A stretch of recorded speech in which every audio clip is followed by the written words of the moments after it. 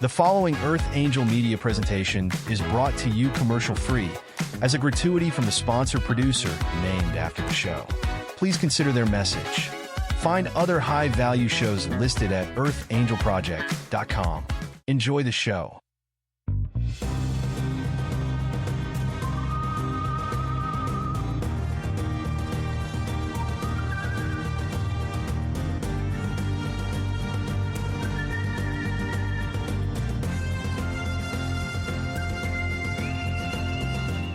Welcome to Soul Decodes. Join us as we wander off the path to find the ideas that fascinate. We talk about spirituality, the mind, the ego, wellness, and hidden history with tips, travels, and tales. Charms for a better life.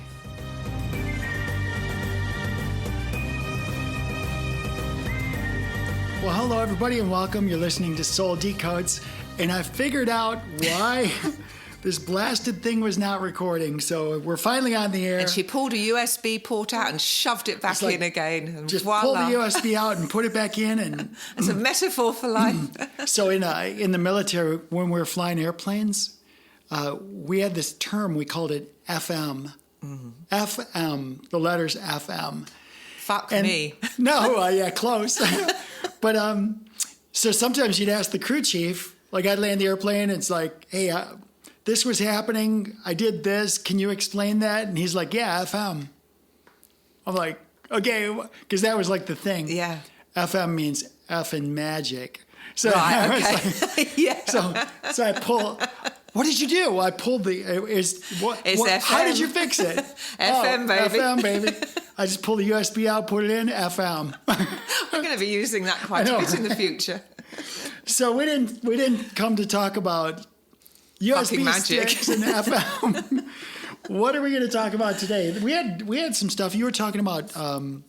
Let's see. You had me print out some things. We can talk about that. We can also talk about music, because you said anything you want to talk about right out the gate. Anything current. Anything. Oh, you're so sweet. No, I'm just super excited.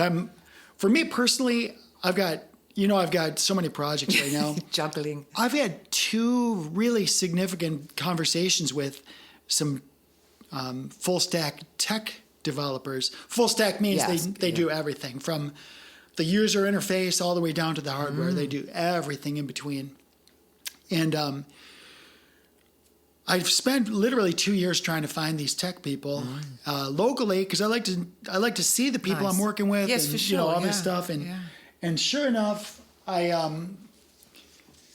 was not able to find them. I even went to Orlando, and I was trying to meet people. And now, had you prayed on it? Do you put that out there to the universe? I would like you to interface me with the perfect solution for my vision. It's interesting. I'm almost in a. This sounds crazy, but I'm almost in a constant state of prayer. Because I don't even worry about it. I just constantly say, okay, when you're ready, I'm ready. Yeah, nice. Because it's because when the universe, it used to be when I was a kid, I'd stamp my feet and I was just like, dang, just like kids do. It's like, dang it, I want things to go my way, and why aren't they going my way? And I must suck, and maybe I need to pray harder and all this. I'm at a place now where everything happens exactly when it's supposed to happen. I love that. It's such a you're abiding in complete rest and peace at that level. It's a high spiritual attainment. I just don't. And the universe has its timing. If you've got a big vision, the universe, to get this to come to pass, and if it's destiny involved, you have to wait for the universe. You have to do all the things that you have to do. You can't sit on your ass and eat Cheetos all day. You've got to put the systems together.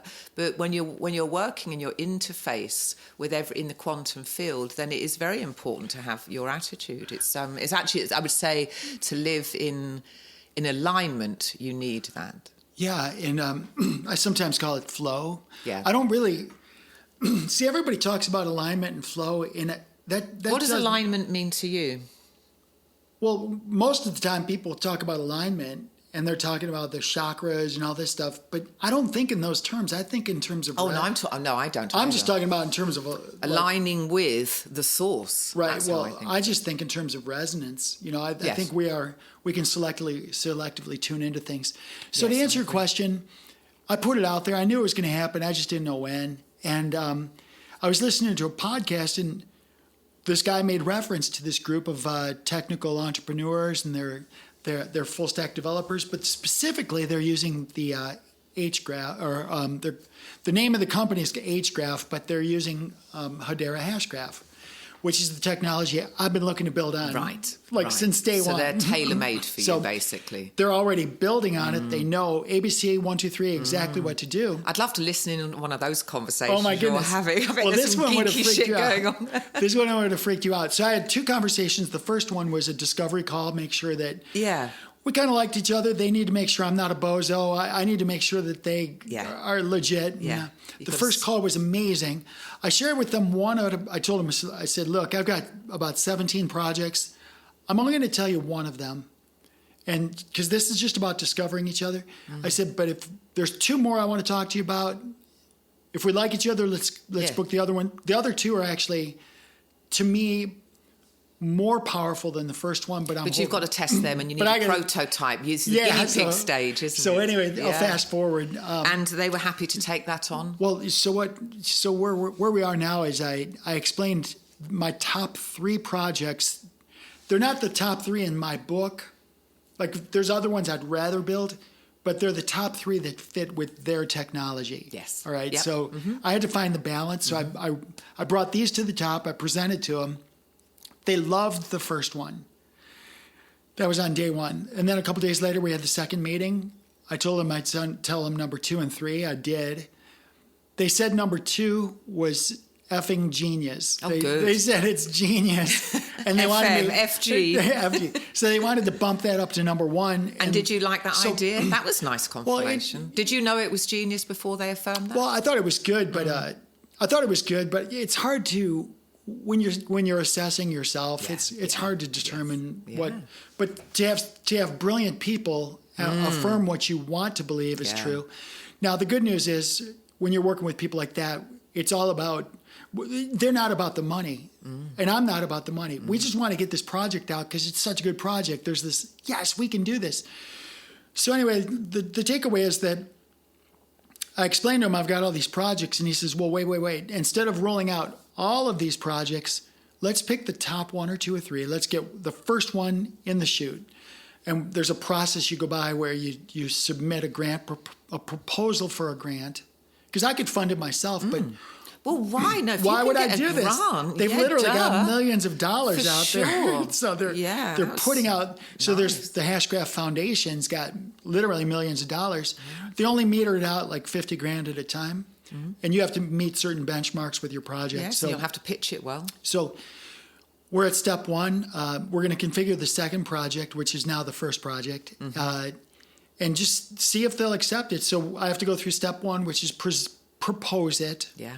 And if they accept the proposal, then I have to pitch it. And pitching you'll be brilliant at that. Well, I will be, but I just wish it was some of my other projects because this is not my favorite project. Yeah, but you need to beta test a project, don't you? This is going to be if it's not the most important, it shouldn't be the most important or favorite project because you've got to be able to get the systems all in place and then boom. Now the good news is I went right here locally in Central Florida. I talked to a friend of mine. I'll just call him an executive. He's got a lot of experience working with huge diversity of people and technology and politics. Like he's just. Do I know him? Have I met him here? You might know him, but I think I do. No, he's not been to my house. Oh, okay, then I don't. No, okay. No. But he just knows everybody. He sounds very interesting. He might as well be the mayor. Oh, gosh. But so anyway, I went to him yesterday. We spent an hour together because he's interested in learning more about tech stuff for his role he's a CEO basically. So I agreed. I said, okay, look, I'm gonna share with you what you need to know about GPT, RAG. How do these AIs work together? What are their limitations? So I gave him a really strong 30-minute tutorial. And then I pivoted to my stuff and I said, okay, my turn. This is what I'm doing. This is what I need from you. And he's obviously in a position to be able to assist you. Well, he's not going to assist me, but I need him more as a clearinghouse of information. So I need a disinterested third party, someone that's not in the tech. They're not completely disinterested. doesn't have anything. Any horse in the race. Any horse in the race. No, nothing to do with the outcome. We're just helping each other as friends. Yes. Kind of like you and I do. Yeah. We're just here to help each other as friends. So I showed it to him. He says, "Oh man, this is genius." And I'm like, "Oh yay, 2 people." Yeah. So then I said, "Here's what I want to do. I'm gonna put the proposal. I'm gonna get the money. I'm going to get this going. Once I get the beta together, I want to give it to you and your people. I want to give it to you, and they can implement that and in let their your system. people use it. Let your people use it on the condition that they give me feedback. So that's called a beta test. Yes, and right? great testimony for you. So, and I said, if they're willing to do that, then I'll give them access to this platform the rest of their lives for free. Yeah. It'll just be... And great testimony from when you want to sell that in the future. You want this up and running into perfection with everyone thinking you're a genius. And you're right. This is kind of a test. It is a test. It's your early. Yeah. You're going to have to get out all the kinks. It's a very significant... And there's a lot of kinks. There's kinks within myself, which is like, oh my gosh. Well, I'll talk you through that. How do I do this? All this technical stuff. Oh God, I can't talk you through that. Because I know what the tech is. Yeah. I know what the tech should do. They know how to do it. Yeah. But the tech people, they don't know the entrepreneur stuff. So there's this cross flow of information that's really important.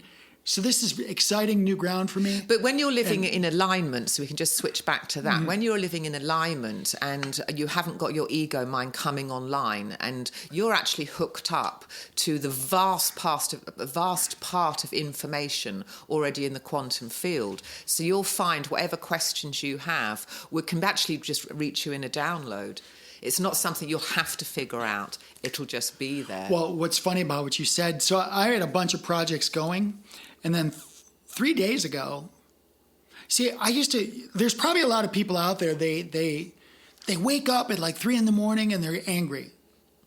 And they get angry. It's like, damn it, I want to sleep till 6 or 7 or sunrise or whatever. Yes, it's terrible though, because the quantum field's going to mirror that back. You will be sleeping and you won't be doing, that would be not abiding in resonance. Yeah, so that anger. You're not in alignment. You're really off the alignment. About 10 years ago, I said, no, if I wake up in the middle of the night, I'm going to give gratitude. I woke up at 3. It's so funny you're saying this. I woke up at 3 o'clock this morning and I'm lying in bed and I was wide awake. And I thought, you know what? I'm going to have a cup of coffee. It was very, very mild. And I went out and I sat right in the front of my property and I looked up at the stars and I just had this and it was the stars were amazing. They were all out. So that's what I did with my 3 a.m. experience. But the thing is, if you can just make a decision in advance that if you're going to wake up at 3 a.m, look at it with gratitude. Yeah. So that's where I got really good at lucidity. We talked about lucid dreams like a year ago, probably. Yeah. Maybe we'll revisit lucid dreams. That. So what I did, Sarah, was I woke up. It was about 3:30, 4 o'clock, somewhere in there. I try not to look at screens. So I just glanced at it and put it down. So, and then I started just saying, okay, what do you got for me? Nice. Just literally, what do you got? Powerful question. Well, it was like a fire hose in my ear. It was your crazy. brain waves must have been in delta. Oh my God. I mean, theta actually. It's theta, not delta. And now you were just so that was the download. It says it in the Bible: "Ask and thou shalt receive." But be careful. They took out the "but be careful" part.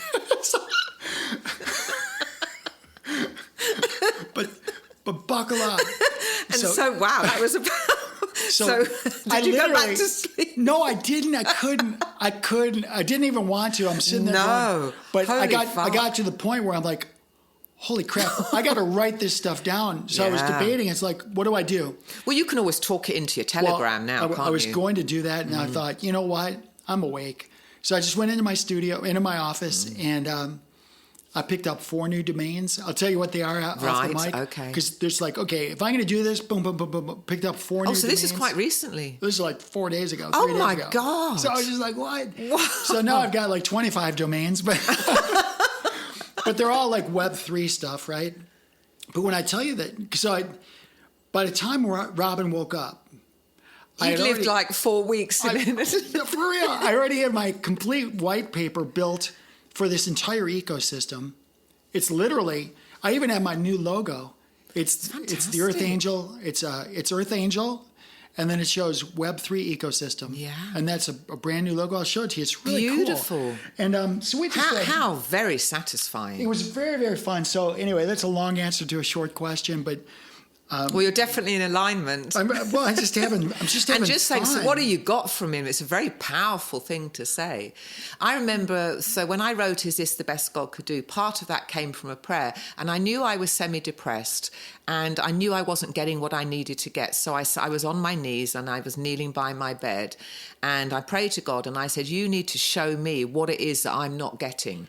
Right. You need to show me. Right. And my life changed immediately after that. It was like, well, here we go then. Well, it's so interesting because I was going to send you a video, but I want to talk about your papers because intuitively, the video I'm just thinking, I've not read anything that's on your papers. Folks, Sarah showed up just a few minutes ago. We started a little late today because she had another appointment. She literally sent me a document and said, here's 10 pages, please print it out. She got here. I've not even looked at the pages. I kind of know what's there because you told me. Mm-hmm. But at the same time, you told me that's coming in. My mind started feeding me information, not based on what's on your paper, but tangential things that I think are related to that without me even seeing it. Okay, that's very interesting. So that's why I'm super excited to know what's on your pieces of paper there. But this idea of you're receiving either mega downloads or mini downloads, but that's when you're in alignment, that's what will happen. So you're not using your left brain. It's coming right into your right brain immediately. And questions a question can just be implanted in. You could be thinking about growing some roses outside and suddenly there's a question. And I think the more you're in alignment, the more downloads you'll get that will be relevant to what your vision is. And it's so much fun. That's the thing is when you, so many people, they spend like I had a girl this week, she's a brand new client referral. She's really I get these people that are in such dark places, but by the time we're done talking, they're fine. Well, you could, and that's your spiritual duty, isn't it? Well, I think in a way, you've got to lift them at some point. But just explain it. Let's have a conversation about how did you come to believe this? Why are you in this dark spot? ABC 1, 2, 3. This is why I'm here. Well, what decisions have you made? Is this a lady that's going through a divorce, or is she bad health? She might as well be going through a divorce. It's one of those. It's It's like, this her life is all out of alignment, basically. But the thing is, when people replay when they keep replaying the old movies, we talk about this with Joe Dispenza. Why are you creating these? Why do you keep replaying these stupid B movies? They're not doing it consciously. They're allowing it to be their default setting. Yeah. That's exactly right. And you talk about that all the time.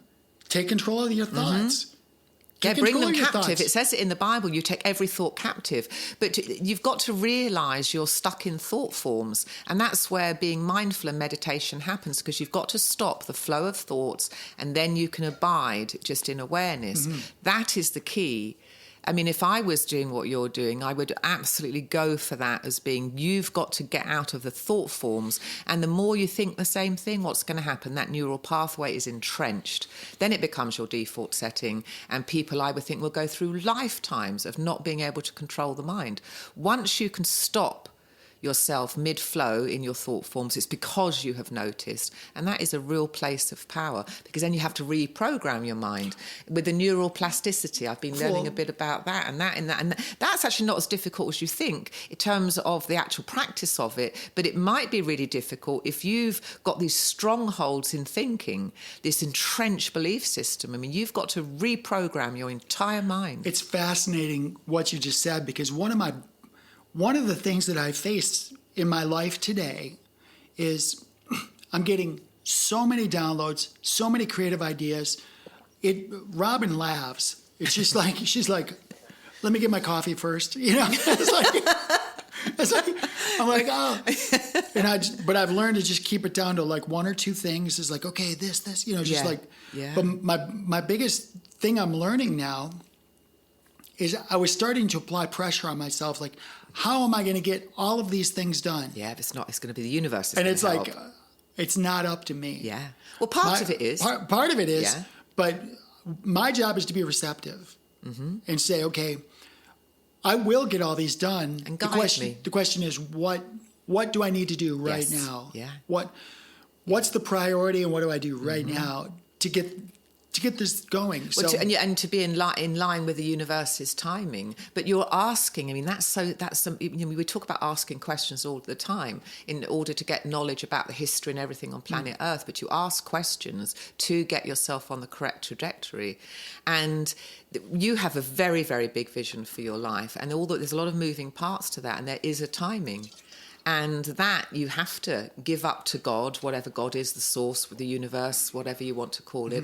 And that will immediately alleviate the pressure that you're feeling, you're putting yourself under. So, and that's just faith, isn't it? That's all that is. Well, I agree. And I guess the message to our listeners, because you and I are in agreement on this, when we think about our history, it really doesn't serve anything in terms of entertainment value or anything. Oh, it's quite entertaining. Some of it's entertaining. But really, it's just for education. Like, we look backwards, it's like, okay, what happened? What did I learn? I think we're programmed to look back because we have to get things right in the future. So it's almost an evolutionary necessity to But not replay the movies. Not replay the movies. Just take the either data, in history or in your head. That's what I'm saying. Like, I don't want to ruminate. I don't want to dwell. I just want to, what was the essence of the movie? Yeah. It's like taking cliff notes. Like if I read, this big, I don't read much, but these big fat novels, I don't need to read the whole novel. If I get the essence of it, that's all I need. So, okay, like you are different. Like you would just dive into it. Oh, I'd read every word. You would just, every word, and because your mind, you'd be creating the. Oh, I'd have this. They'd be talking about picture. the garden, and you'd have the garden, and the sun, and the bird, and the hummingbird, and the worm, and I mean, it's like your mind is all over, and it's beautiful. But mine's wired differently. Yeah. But the thing is, for me, the novel would be like, okay, I get what the author was trying to express. But I think you have to, when you're looking back in history, I think I wrote this in one of my books, We Who Are Becoming Gods. And what history is, when you're looking back, okay, it's that worked, that didn't, that sucked, we don't want any more of that, we want more of this, we can do without that, let's upgrade that. So the whole thing is necessary to create heaven on earth, if that's the end game. Truly. So the more we stay present and don't get anxious about the future, or don't get all your care. Just look at the back if it helps you. If it doesn't help you, don't look back. And have a vision. If you have a big vision, understand that vision in your mind is existing in the quantum field as a parallel reality to the one that you're living now. So you're not waiting for the future to collapse in on you. You can step in to whatever that is just by being in the resonance of the feelings that you will have if that was happening. And that's what Joe Dispenza, he talks primarily about that. And it's an absolute, oh my God, that information is crucial. Have a big vision. Get that going. Understand that you're brilliant, that you're sovereign and you're competent. And whatever you get going in your vision, you're going to be good at it. Because that's what you need to be, because then you'll enjoy it. When you speak of Joe Dispenza, I remember the very first time I heard him speak, I'm like, who is this guy? He's speaking the same way. It'd be lovely to get him on the podcast. He's speaking the same way. Oh, absolutely. Because he's saying the same things that I had thought and felt like for a long time. So, and there's other higher minds like Joe Dispenza's. I mean, if you look at Chalmers, he was on Lex Friedman's show. I think it's David Chalmers. He talks about this being a simulated reality, which I think is not a bad structure to anchor to. And so does Donald Hoffman. I mean, you've got these great minds understanding the quantum field. And I then take that, well, did God create this? Did God create this? Yes, he did, whoever God is. And then you've got a really good structure to anchor yourself. And we're so limited in what we believe can happen in our lives. Maybe we were programmed just to be limited. Maybe we were just brainwashed and thinking you're nothing, you're stupid, you're not going to go very far, you're not going to do anything, put up with your lot. The best you can do is maybe own a house and a car and get a vacation a year. That was kind of the environment that I grew up in. And it's not like that at all, because all versions of you exist as once in the quantum field. Infinite versions. No, I agree with you. Yeah. So I'm just infinitely curious now about what's on your pieces of paper. I know I saw the title. Thank you for printing these, by the way. I saw the title of it. Do you need more light or are you good? No, I'm good. All right. So basically, this is a list of question and answers because I'm starting Church of the Light Ages. Oh, I thought this was your complete catechism all completed. Oh, well, I'm not going to read my answers out. I actually just want to ask you the questions to see how you can fill in the gaps. Oh man. Okay. Let me go get some bourbon and take a shot. Smoke a joint and come back. Yeah. Okay. If I smoked a joint, it would be my first one. Oh, we'll have to do it one day. You don't have to smoke a whole joint. I'm on a 62 year. Oh my God, you could have a little hit. You'd be hilarious. Oh my God. Oh my God, you'd hold your shit together. I'd probably go to sleep. It's like, get a download. I'd probably just go. I think that you would be hilarious. And it would switch your ego mind offline. I don't know how often I think with probably what you do, you're in ego a lot. So you would just be in pure awareness. And I think you'd find it very relaxing. I'm not going to encourage you to smoke pot, darling. I would dispute that because Well, let's test it out then. I actually have very, very little connection to my ego mind. Well, your ego mind, we've got to make sure we're talking about the same thing here. Your ego mind is your mind where you problem solve. This is the component where you go through problems, and this was an ego mind project. Your vernacular is slightly different than mine. I call that the male mind. Okay, yes. So it's the logical, it's the problem logic, and you've got to be in that to pull off what you're doing in terms of all your 18 projects. Yeah, that would kick out. Yeah. That would just go, and then you'd be in awareness. But then you would be subject to probably a lot of uploads because I'd be freaking out. It's like I gotta go. Actually, what would happen is I'd probably turn on my recorder. And I probably speak all of the things in my recorder, and the next day I wouldn't even know what I said. That would be good, but you might be more coherent than you think. Really? I don't mind experimenting with my consciousness. I haven't done LSD or mushrooms, but I do intend to do that at some point in my life. Not next week or anything. And the clinical conditions would have to be in place. Let's get some of these projects like really cash flowing, and we're just going to take a weekend. Yeah, we'll do some acid, some mushrooms. We'll be gone in about a week. Some pot, shoot some bourbon and come back and we'll be great again.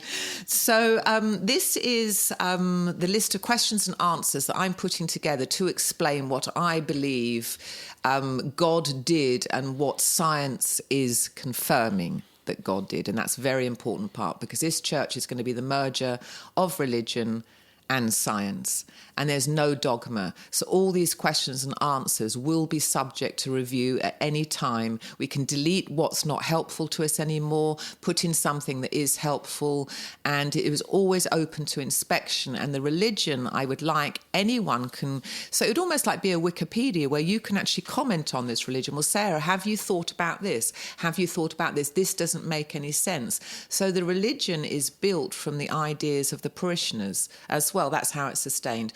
And no dogma at all, because that's been a real fucking issue. Anyway, so Church of the Light Ages. So the first question I thought should be the first question, and I think I'm right about that. Who is God?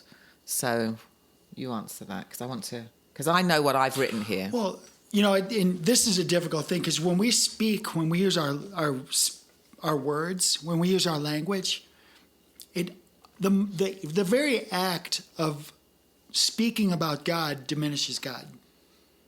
But we've got to communicate ideas. But we have to communicate it. So it's the reason so many people have difficulty expressing what is God or who is God is because we try to because we necessarily have to start from a position of our foundation, making God make sense to us. Well, he is the foundation of everything. When you know what God is, you'll know your role. If God's real, you'll know your role. So I say that's a foundational question. I agree with you though. Language isn't good enough, but we've still got to use the primitive means we have of exchanging ideas about reality. Right. So when I think about God, my mind just goes to energy. She is pure energy, just absolute, infinite, pure energy. But energy by itself is not like if you have the ocean The ocean is just there. I always liken. Yes, I like. I liken this to the ocean. Yeah, I really like do, and I don't know why. No, it's a good metaphor. But though. when you just have the ocean, you can look back and there's this huge expanse. So for our purposes, consider the ocean infinite. I know there's edges to it and stuff. Okay, fine, but within the ocean, there's a lot of activity. There's a lot of things going on it, in it, through it. There's waves, there's energy, there's a lot happening within the substrate. The ocean is still the ocean. And it's all connected. And it's all connected. Mm-hmm. So that's what I really like, the metaphor of the ocean being godlike. Mm-hmm. Even, I'm not saying the ocean's God. Well, we're part of it. Some people well, if you've got an ocean and you're part of God, then you're the drop. You're interfaced with this ocean, and the whole ocean is moving, but you are part of that. Yeah. So, people always say, well, they talk about energy. Well, energy by itself is just neutral. It's you could say it's neutral. There's different types of energy. There's potential energy, which is energy that's there, that has the capability of doing work. And kinetic, which is the moving. And kinetic, which is the actual movement. Energy. And as pilots, we do that. We trade off all the time. So if we're surrounded by infinite energy, what's the catalyst? What makes it move forward? And that would be emotion and consciousness. So in my mind, if you want to mobilize, if you want to move towards, quote, God, you need to take this relatively inert, balanced substrate, and you need to disrupt it. I don't mean disrupt in a negative way. Force it to do something. I'm just saying, here's a bunch of Play-Doh on the table. Now, you use the word emotions and consciousness. Right. So let's assume that consciousness is primary and it gives rise to emotions. So basically, you've just said that emotions are moving this ocean, which we can liken to the quantum field. Mm. Yeah, so emotions are really... They're the moving... and they're the fuel for the movement.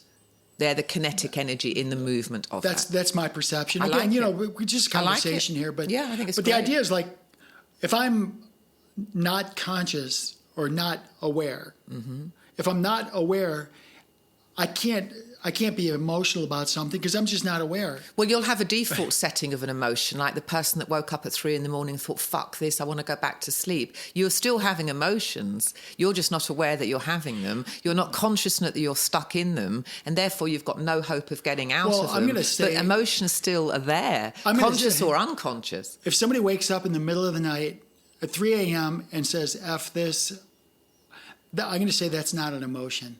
That's actually a trained response. It's a predetermined response. But you're going to resonate with that emotionally. I don't dispute that. So it's going to cause an emotion because thoughts causes an emotion. I don't dispute that. But if you wake me up from a dead sleep and I F that, if that's a trained response, because I don't even have time. If I'm completely asleep. But what about 30 seconds later? 30 seconds then later. Then you'll be, okay, you're back into... Then you have time to synthesize the emotion. This is not a big deal. Right. I'll get up and have a pee and I'll be fine. Yeah, right. So we're talking about emotion, but what you're saying is sustained emotion, which is the issue. And we can have thoughts and we can flush them in and out. But a sustained, prolonged emotion is going to be the fuel source for the quantum field. But if you're right, and I like what you're saying, but emotion is the driving force. Well, and this is the thing.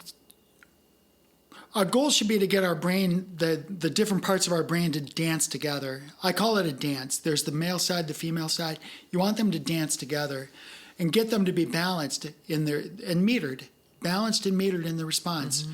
And the reason I say this is because just even yesterday with this lady, she's in a depressed state. Okay, and are all her observations about life and herself negative? So watch this. I call there's the primary emotion. The primary emotion is your true emotion. Your base. It's what you're actually feeling, devoid of any other belief systems, right? So I see somebody get hurt. Or a kid just derfs and just face plants and skins his knees and just derfs. My primary emotion might be something related to concern or nurturing, just compassion. nurturing. So that's my primary emotion. Now, the mother pulls him up and yanks him by the arm and starts yelling and screaming at him.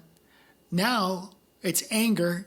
So you're talking about this base emotion as temperament. So the base temperament. The base emotion is, in my world, always correct. But what I find is this. This is especially true with guys, because guys are like, they might watch a chick flick or a romantic movie, and maybe they start to cry, and you look over, you see them crying, you're like, they got to be macho, right? They can't. You can't be perceived as being weak, right? So you see the guy crying, you're like, oh, you're a little softy, aren't you? No, I'm not, right? So now he's angry. But is he angry because he was sad? No. His primary emotion was that he was sad. He's angry because I called him out for being sad. It's like, oh, are you sad? So he has some insecurity wrapped around being sad. But now he's angry with me because I observed his primary emotion. You should have looked the other way. I've done that with Tony. I've seen him have tear, and I thought, I'm not going to mention it. But do you see what I'm saying? Yeah, though? I do, yeah. Because he's sad. I acknowledge his sadness. But it's now lodged into... But it makes him angry. Yeah. That anger is what I call a secondary emotion. He almost felt busted. Well, it's a secondary emotion. Yes. And that's based on ego or belief system. And is there another third layer on top of that? Well, I imagine so. Yeah. At that point, it's all sequential. It could be a cascade. And this actually was happening yesterday on this phone call. I was kind of dissecting with this girl, some of her reasons she's having a problem with her marriage, because I actually talk to people because I'm ordained, right? Yeah. So you've been through a messy marriage, you're perfect for it. So I just have this conversation, and I basically said somebody's got to stop the cycle. Yeah. Because it's cascading. It's one on top of the other. Feeding each other. And pretty soon, feedback loop. You're ripping, this little... You didn't rinse off your dish, and he's tearing the cupboard door off, right? I mean, that's not the case, but I'm just saying... Well, it's a war of attrition. Right. That's all that becomes. So this was from the question, who is God? Yeah, I was just thinking that. And I was like, well, she's everything, and she's nothing.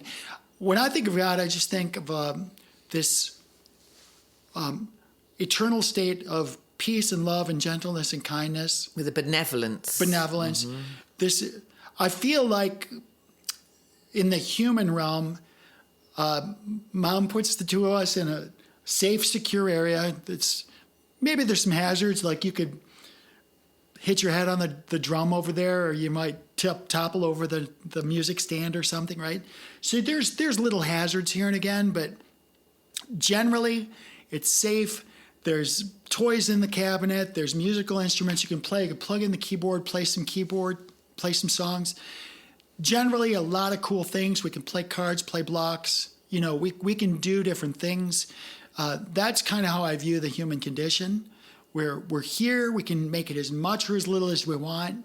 Well, it's a gift. Yeah. Now you're going sort of layers into that. So who and what is God? So who is God? And my answer was simply the source of all reality. That's fair. Now, after you've got the source of all reality, my next question was, what is God? So you've got who is God, and then what is he? So you've actually went through both of those. Who is he and what is he? You covered that, and you went beyond it. And then my third question is, for what means can we know what God, by what means can we know what God did?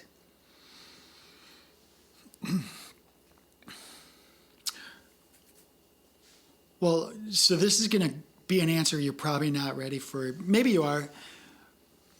This whole conversation, the whole idea of talking about God, this idea that you and I are communicating is predicated on this time domain. Like you and I, even speaking to each other, we're limited to the time domain. Well, we're in a very closed-in, low-functioning system compared to everything. Yeah, so for me to speak to you and for you to reply, and we're having this conversation, there's a time domain that's elapsing. The thing about the God that I know is she's timeless. Yes. Yes. All right, but that's God on the other side of the simulated reality. Right. That's God where we came from, within this structure. So the short answer is, what did she do? Yeah, what did she do? She put us in the scenario where I have to deal with time. Yes. Okay, that's the number one thing. And it's a linear construct, but right. It's not real. It's the illusion. It's a linear construct, exactly. So what did she do? Well, she gave me an 80-pound rucksack to carry. And that 80-pound rucksack is time. I have to learn to work within the confines of time until I learn how to be timeless. So this is that. So this is that's really good. Yeah. So this is like you, and it's benevolent. So it's like my daughter Melissa's out. She's this summer she had all three of my three grandsons learning to swim. Oh, all right, which is kind of like fabulous. But it was one of these scenarios where it was like survival swimming, where it's not just swim. Yeah. It's like you're going to swim. You're going to be in your clothes. You're going to have your shoes on. You're going to get tired. Yeah, and I'm going to throw you. And you're going to have to figure out how to get out of this, or at least float. And it's just a 30-second thing, but they go through this survival thing. So the construct, I use the pool scenario because it's very much like time. It's like Melissa's like, oh man, it tears me up to see my kids do that, but she knows it's for their best, right? So this is where we get immersed in this pool of time. Yeah. And it's to make us stronger. It's to give us skills that we'll use at some other point. In our eternal evolution, in our eternal now. So I think that's a great answer. To me, the time is like it's like carrying that's your frame. a heavy vest. Heavy vest. Yeah, but then I think once you've mastered that, then you step into alignment with everything that is timeless, because it's all happening at the same time in the quantum field. And that's what I'm actually looking forward to learning how to do that, where I can jump back and forth in time. Well, it's controlling your emotions. This is what Joe Dispenza would say. He said, your emotional contact, inner peace is the highest. That's exactly what you need. You need inner peace, and you need joy and love and benevolence and sincerity. Now, if you can rest in that, take care of your projects, the quantum field opens up. And it's happened in my life. It's no good doing that for 3 hours in an afternoon. You could have this best version of yourself, but if you're collapsing again at 5, you've pulled yourself back from the area that the quantum field was taking you to, because it's existing now. So you'll find that you're just going round in circles.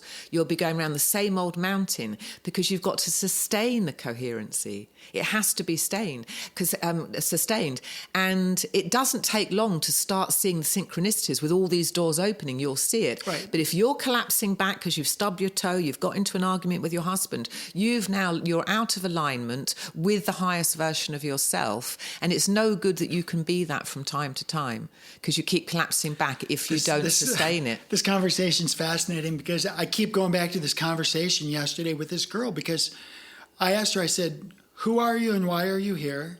Like I do with all my people. But I also asked, because she started diagramming out how these arguments take place and how they escalate. So I said, which one of you is going to take leadership?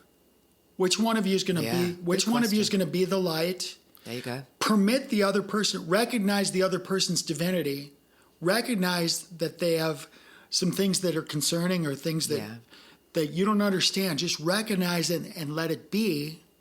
Don't engage it.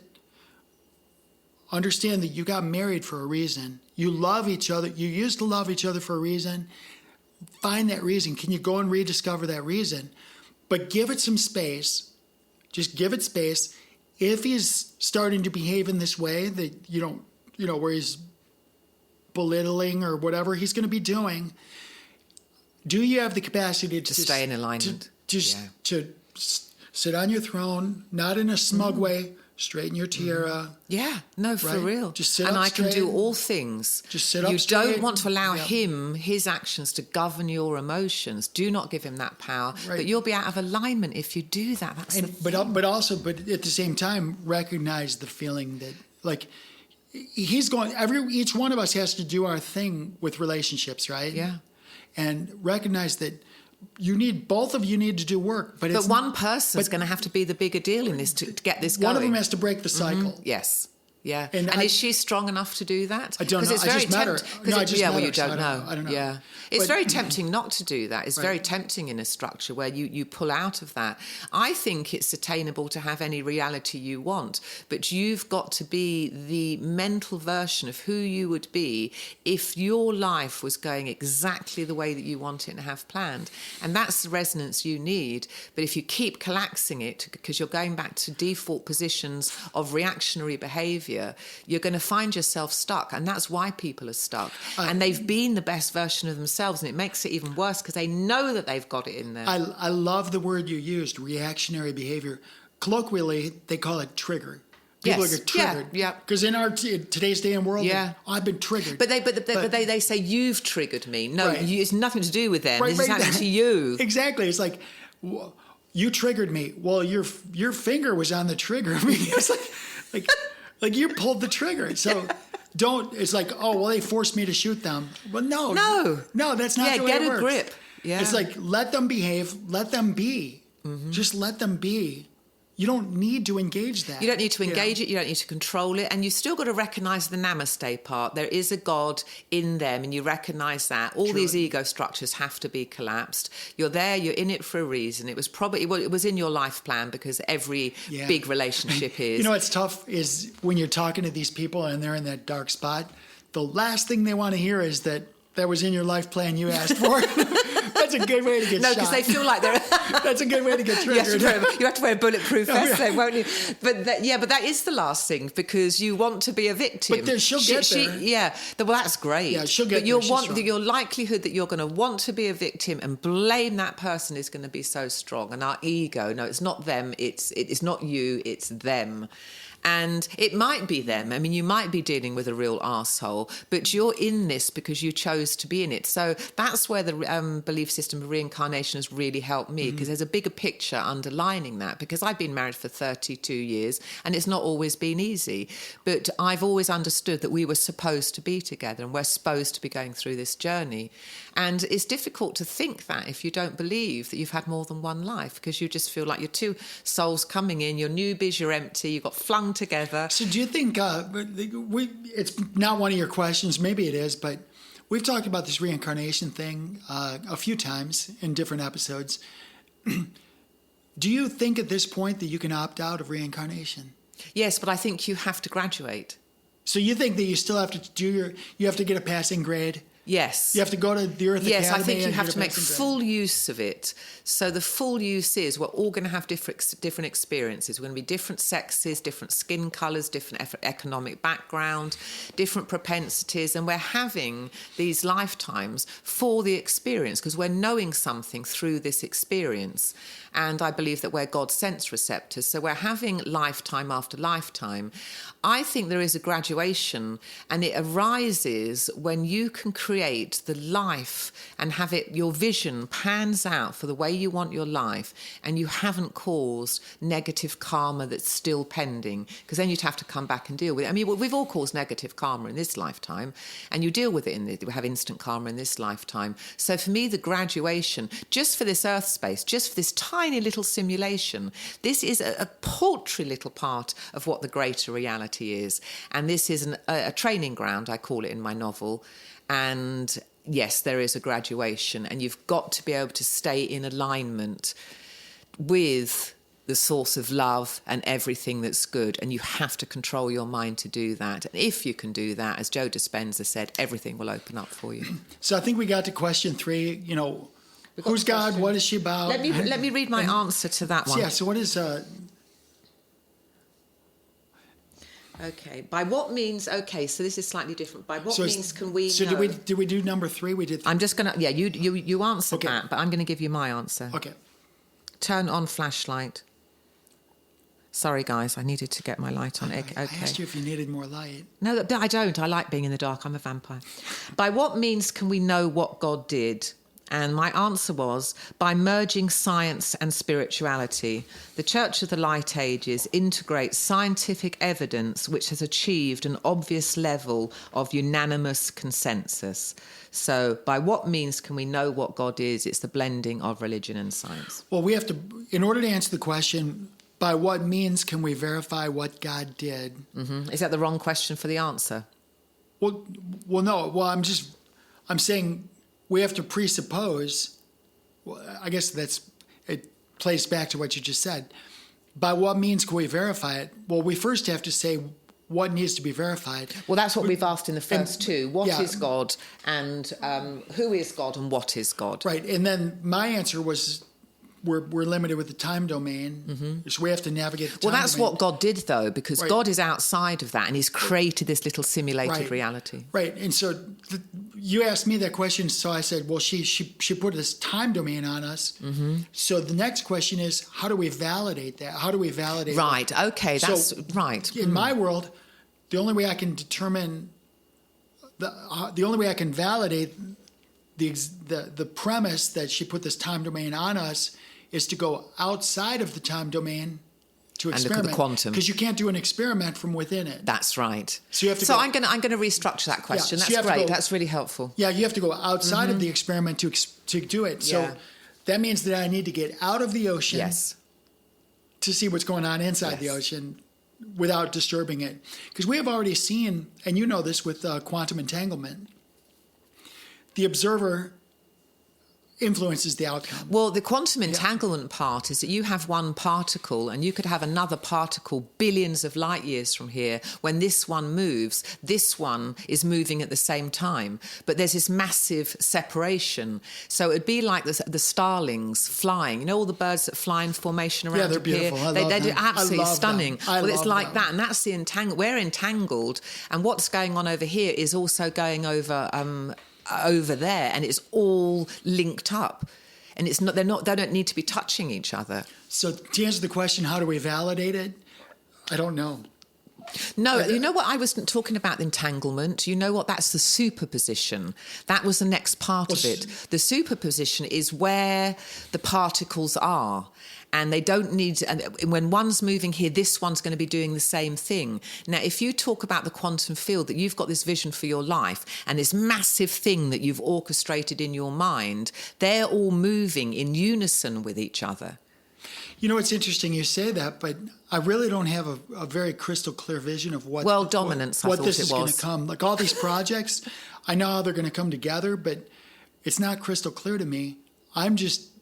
You just know this is your part 4 now to get these off the ground. Because I was even thinking about it. It's like somebody could actually steal these projects from me and run with them, right? Of course, yeah. And my thing is, that would suck if that happened because I really want to be part of the solution. I really want this. Can't you patent them? But as long as somebody's doing this stuff, I'm happy because That's this is good. going to serve because what So it's I'm going to doing serve is mankind, isn't it? So that's Yeah. a bigger deal going on. So a lot of what I'm doing is Yeah. there's the centralized people that want to control the world.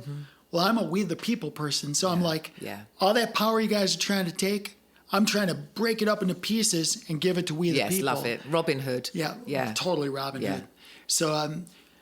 So okay, what's next on your? Well, we've got a question 4, but let's wait for next time for that for real? one. We're running out of time already? we're running out of time already. that's not right. But I've got like 100 of these, so we can talk about whatever we want. But these will come up, and I'm going to be refining these. Okay, right on. Yeah, so we'll just keep those. So these are going to be the questions that, rather than having, well, she's been wonderful, Rosie's been wonderful, but I'm going to publish this. This will be my next book. This will be the Catechism of Church of the Light Ages. So you're listening to it, deciphering it, dissecting it. You're growing with us. Yes, that's right. It's good. So you can disclose this or not disclose it, but once you have this catechism in place, how does this thing evolve, and how does the world? Well, that's such a big question. Let's wait for the next episode, but let's lead with that. I can't wait till next time we have. No, I just.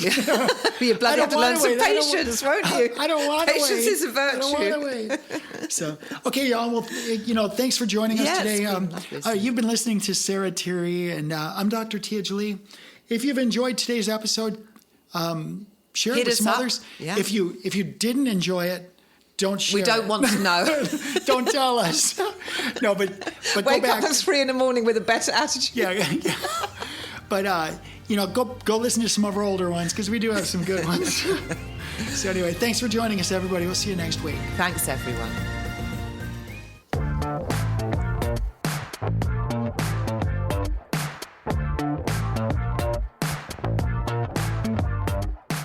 Soul Decodes, a feature presentation, airs every Friday on the Earth Angel Media Network.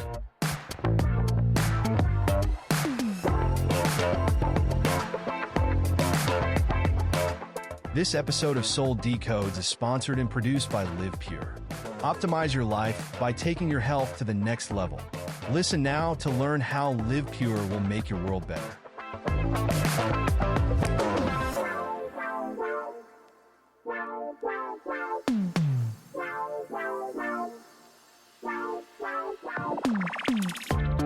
Live Pure is an American-based distribution system of online portals that give discounted access to clean, potent, natural, and ethically sourced healthy solutions for fat loss, muscle gain, immaculate skin care, immune system support, whole body cleanse, physiological balance, and performance support for athletes of all ages.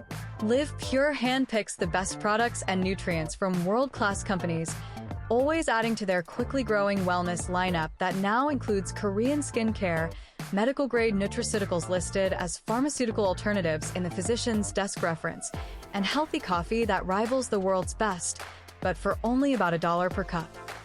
Soul Decodes listeners looking for vitality, youth, beauty, and better health can get 25% off retail by visiting livepure.com/Sarah Tirri and signing up for free as a preferred customer. If you are a content creator, influencer, or home-based entrepreneur looking for worldwide cash flows from the emerging gig economy, Live Pure's state-of-the-industry brand partner affiliate program can bring you up to 7 different payment vectors as bonuses. As a content creator aligned with Live Pure and Earth Angel Media, you will enjoy massive co-marketing benefits, including a cutting-edge website that is personally branded to you or to your business. Sign up as a brand partner at livepure.com/Sarah Tirri, or drop us a note at connect@earthangelproject.com to get more information.